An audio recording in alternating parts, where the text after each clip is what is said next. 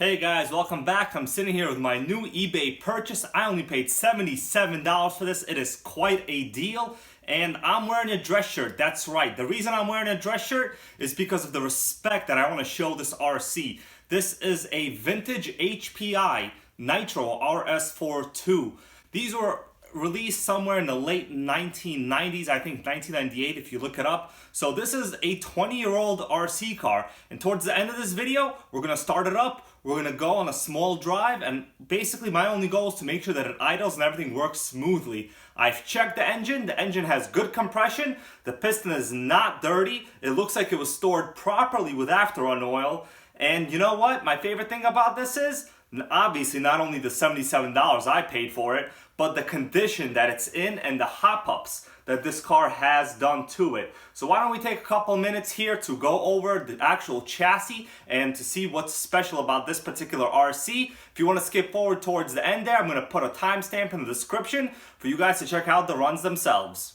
Back when I was starting out in RC, this was a very popular platform. Now granted, this was not my first remote control car. I started off with the HPI Nitro Rs4-2, which is the shaft drive version, slightly newer than this. But I can tell you this, at the time my friend had this and they were basically the same amount of speed. I can't say that this broke any more or less, and it was equally as reliable as the newer shaft drive versions. This one in particular is very interesting, only because of the amount of money that was spent on the upkeep, I would say, and the parts alone. This one has one of the most desirable features of the whole HPI touring car series, which is the 2-speed transmission right here. I remember these were probably around $50, and that's if you could install it. A lot of times you had issues with the clutches, and basically they wouldn't even shift. This one, I'm not sure yet whether it shifts. It's going to be in a follow-up video, but we are going to start it later. Not only does this have the very desirable 2-speed, this has a full set of rear metal CVDs. As I checked on eBay previously, I think these are MIP CVDs, which are some of the best brand CVDs in the industry. They normally retailed for about $35 back in those times, and obviously you could only buy them from your local hobby shop.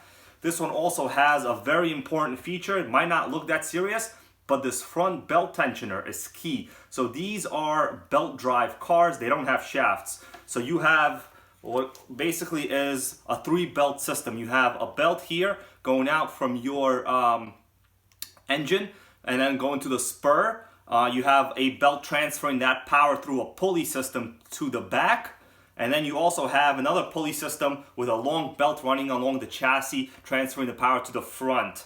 Very complicated system. Obviously, goes without saying that there's a lot of friction in the system. That's why they went with a shaft drive system. And yes, you would get a lot of rocks stuck in the drivetrain, and oftentimes you would be trying to pick out the little rocks from the grooves of the pulley. Pretty embarrassing at that time, but if you had a belt tensioner on your car, that would really minimize the chance of you having rocks stuck in the drivetrain. So I really like that. This is also adjustable, so as the belts kind of age, they do tend to kind of expand a little bit with age. They're not that rare. You can get them on eBay for about 15 bucks. So there are still numerous parts for this car. And you know what? Guess what? If you go to your local hobby store, they still have a lot of these stock inventory parts for these old HPIs. These were very common. And back in those days, this was the main reason, the parts inventory was the main reason that people even purchased this brand to begin with. Traxxas was popular too, but I would say nowhere as popular as the HPI models back then. So when I got it from eBay, it was coated in a heavy layer of this kind of, I would say, protective grease, right? Protective. It was probably just some kind of oily substance. Let me put a picture here for you guys. You could see how dirty it was. I more or less disassembled about half the chassis, cleaned it up, washed it, put some WD-40s on most of the bearings. I rebuilt the shocks. The shocks actually don't even leak. And, they're not bad. I mean, this is how the shock suspension used to be back when this car was new, as I remember also. So, nothing really that exciting here. This is pretty normal. Obviously, you have very low minimal rate of shock movement. For now, I have these two Velcro strips here at the front and the back of the chassis because these points are notorious for getting scratched at the bottom. So if I move this one right here, you could see those scratches right at the beginning of the actual aluminum chassis itself, so not that great. So I just put this for any kind of low parking lots where you can drive, and because I don't want to damage this anymore. The most valuable upgrade in this car by far is this OS Max 12 CVX engine. As I mentioned in some of my other videos, I always try to buy used RC cars with the OS engines, because in reality, I've never gotten screwed with one. Usually, they're very well maintained, and even if they're not, they tend not to rust. They have very good compression. They typically use ABC type construction, and the piston has very minimal wear, and you wind up having a good amount of compression. The pull starts are very reliable, and these systems do not even burn through glow plugs. I've had OS motors last about 2 to 3 gallons with the original glow plug, so I love these. I also kind of like this retro style OS CV cooling head. You could see it has like a square on top. It's kind of cool. I don't know if that does a lot for heat dissipation, because I've never seen any engine other than this use such a large open cavity in there. But you know what? We'll see towards the end. Hopefully it'll run fine. These particular models originally had a different exhaust. I'm not sure what the manufacturer of this is. This is not a CVEC pipe. I wish there was a CVEC, because those were a little bit adjustable, but this is not a CVEC. I don't think it's an RB either, but these were fairly popular at the time. These ribbed pipes, I remember they were pretty common. You see this hole right here at the back of this chassis?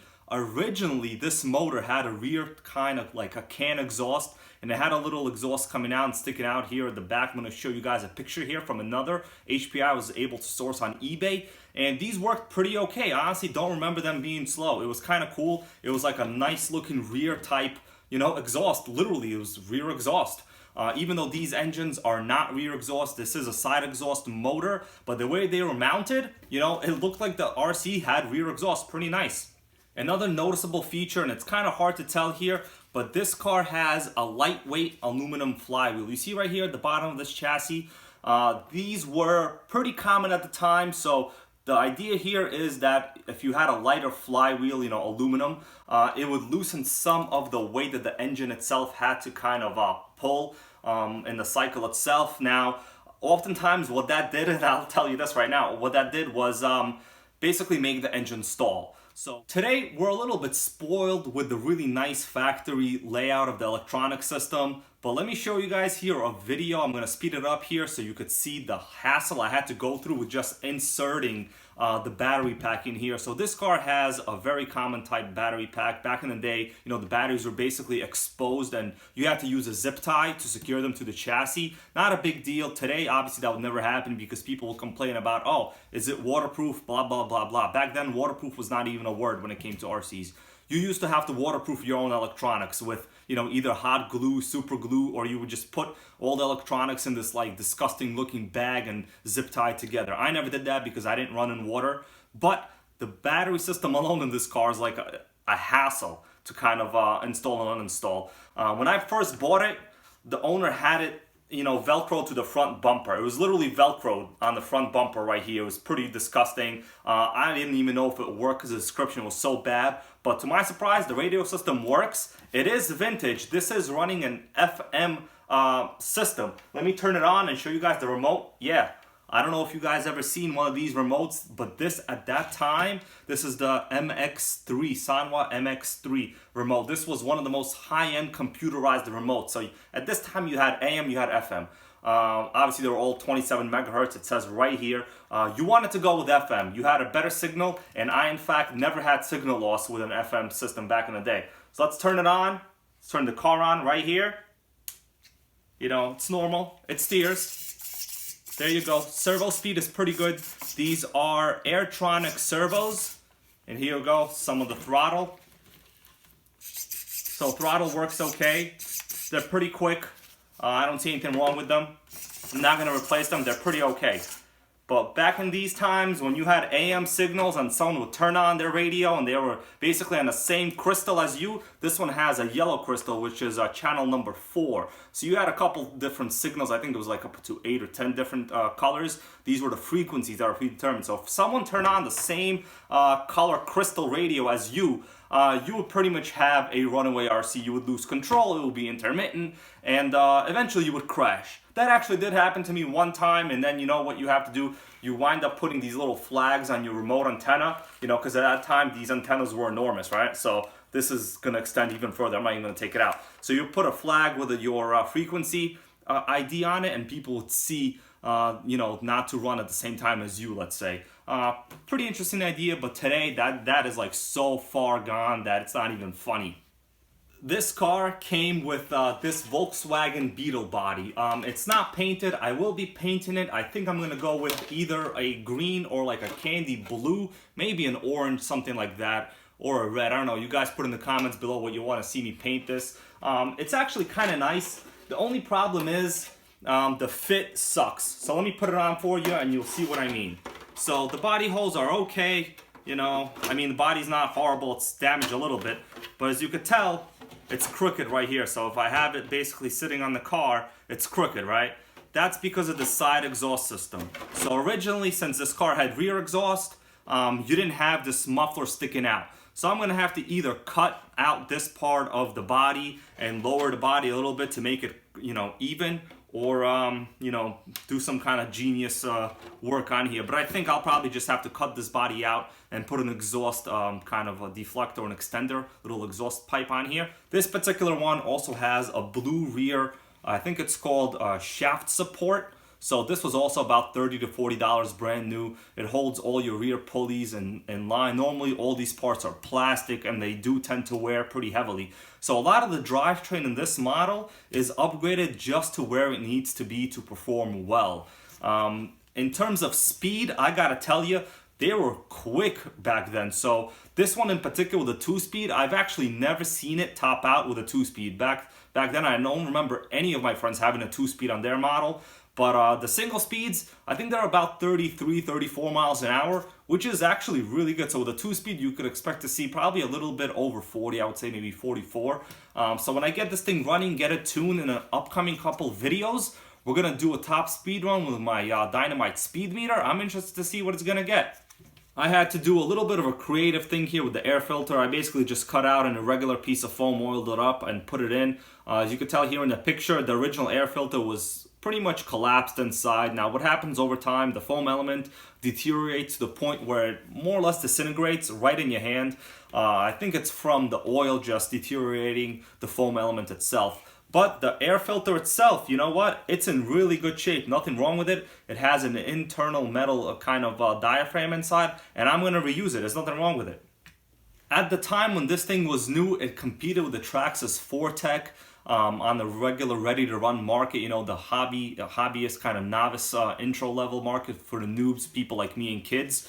But this was a great platform. I don't think the Traxxas 4Tech has aged as well as this. I had a Traxxas 4Tech, and I'll tell you this, it constantly broke. All the hardware on it was terrible. It was generally Philips head hardware. It was just so bad. A lot of the parts looked like they were redundant, they were unnecessary, and even the engines were horrible. I remember these stock regular HPI 12 FE or 15 FE motors, not this particular one. They were fine, they ran really well, but the Traxxas Pro 15, it was just not a great engine. It usually overheated, it didn't hold an idle that well, and I really wasn't a fan of the Traxxas 4Tech until they came out with the 4Tech 3.3. That was a pretty nice RC, but it still had a long way to go because you know what, even then, the newer 4Techs were belt drive. You know, HPI did away with belt drive in like early 2000. Okay guys, I managed to come out for you. It's a little bit cold out here. I'm sitting on the ground, but I have no choice. I had to find a really flat, smooth surface to run this.